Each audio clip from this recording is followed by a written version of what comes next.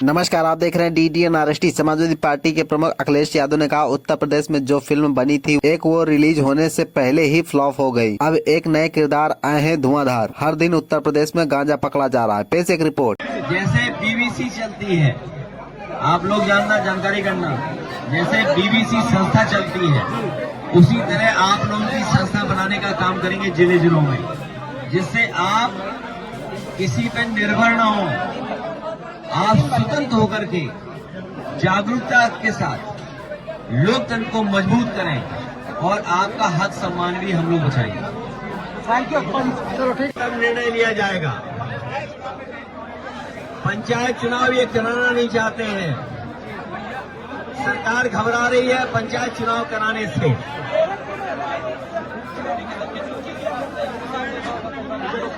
ये भारतीय जनता पार्टी है कि भारतीय जनता पार्टी का सर्कस है कि जो स्ट्रेस रिलीफ कह रहे हैं शायद। बताओ, मुख्यमंत्री जी अपने ही सांसद का मजाक उड़ा रहे हैं।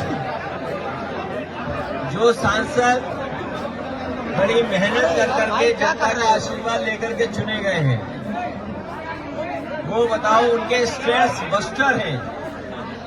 अभी तक तो हम लोग सुन रहे थे कि स्ट्रेस किसी और चीज से हटाते हैं, किसी वनस्पति से स्ट्रेस हटाते हैं।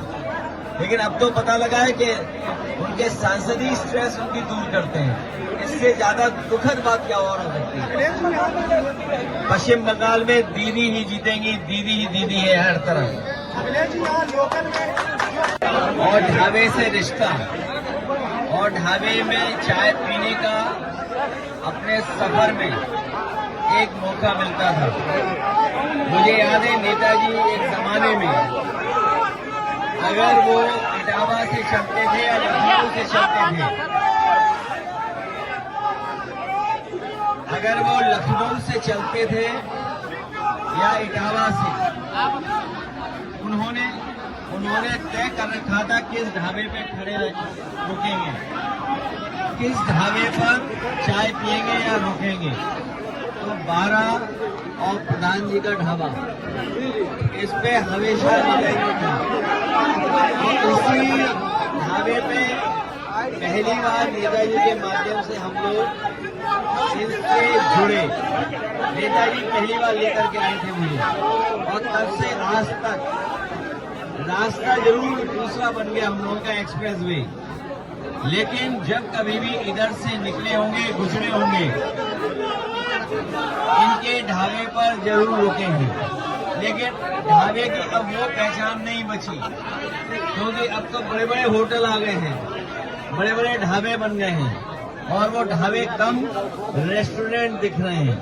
लेकिन रेस्टोरेंट भी कभी कभी ढाबे की संस्कृति ला करके कारोबार कर रहे हैं। चीजें बदली हैं, लेकिन ये लोग नहीं बदले।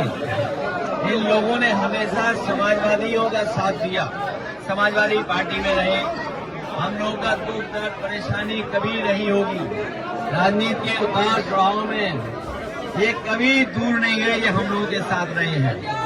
मुझे खुशी है इस बात की कि आज उनके परिवार में कार्यक्रम में मुझे शामिल होने का मौका मिल रहा है। साथ ही साथ मैं ये देख सकता हूं,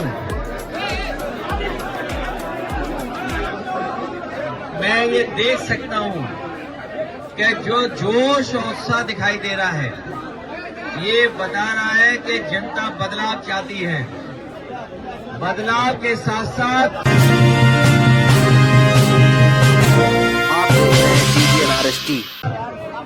बुरे दिन जाने वाले हैं।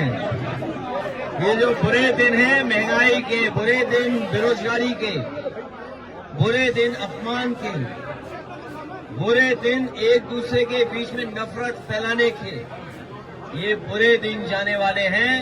और समाजवादी पार्टी की सरकार, विकास के रास्ते पे लाने वाली सरकार, सपा जो खुशहाली लाना चाहती है, समाजवादी पार्टी जो सकारात्मक फैसला लेकर के अपने गरीब लोगों का, किसानों का, मजदूरों का दुख दर्द दूर करना चाहती है।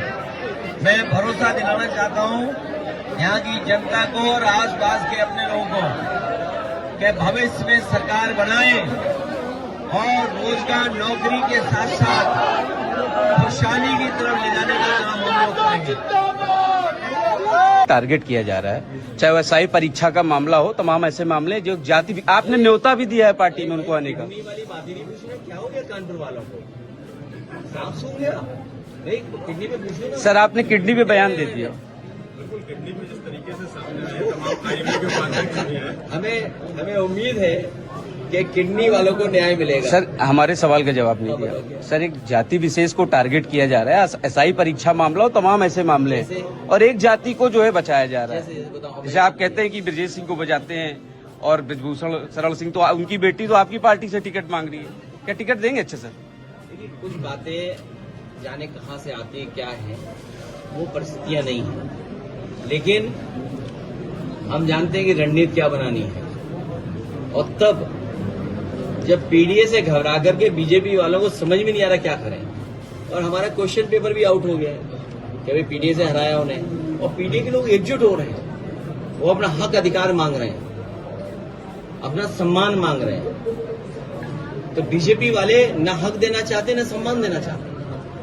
अब आप सोचिए, 9 साल जिस सरकार ने आरक्षण लूटा हो, हक मारा हो, वो अब बाबा साहेब भीमराव अम्बेडकर जी के प्रतिमाओं पे छतरी लगाने जा रहे हैं। पूरे प्रदेश में आप पता कर लो, सबसे ज्यादा बाबा साहेब भीमराव अम्बेडकर जी की प्रतिमाओं को अगर किसी ने तोड़ा तो सब बीजेपी वाले थे जिन्होंने तोड़ा। मायावती तो कहती है अखिलेश यादव दिखावा कर रहे हैं बाबा साहब का, उनको दलितों से प्रेम नहीं है। हमारे उनके संबंध 2019 में भी रहे, उनके समाज के लिए हम लोग लड़ रहे हैं, और हम ही वो हैं जिन्होंने उनकी प्रतिमा लगवाई। उनके बाद किसी और ने प्रतिमा नहीं लगाई उनकी, हम ही ने प्रतिमा लगवाई थी जब एक मंच लेने उनकी प्रतिमा तोड़ दी। अगर मायावती आपसे गठबंधन करेंगी तो सर उनका खुला नहीं होता है सर। आपको हम वो बना देते हैं, ऐसी मिश्रा जी बात करे आओ। पता नहीं करके कई जिलों में पोस्टर लगाए हैं, उसका क्या कहना है? ये कहाँ के थे जिनका पोस्टर लगाया? ये बीजेपी वाले बता सकते हैं कहाँ के थे वो। बीजेपी वालों का संपर्क बहुत अच्छा है सर। आपने शिक्षा उनका संपर्क बहुत अच्छा रहा है, लेकिन पोस्टर के बाद पोस्टर आ गया। उनकी फिल्म तो रिलीज होने से पहले फ्लॉप हो गई थी। रिलीज हुई, कई फिल्में रिलीज के बाद फ्लॉप होती। उत्तर प्रदेश में जो फिल्म बनी थी, एक रिलीज से पहले ही फ्लॉप हो गई, और नया एक क्या बोले आपको किरदार आए हैं, नए तो नहीं वो पुराने हैं, धुआंधर। अगर मैं कहूं धुआंधर तो बहुत, तो आप समझ रहे होंगे धुआंधर क्या है मामला। आपने वो बताना नहीं है, क्योंकि हर दिन उत्तर प्रदेश में गांजा पकड़ा जा रहा है, और मुझे तो ये लगता है कि नई OTT सीरीज गांजागंज पे भी बनेगी। ये 27 के बाद सरकार आएगी तो बनाएंगे OTT पे।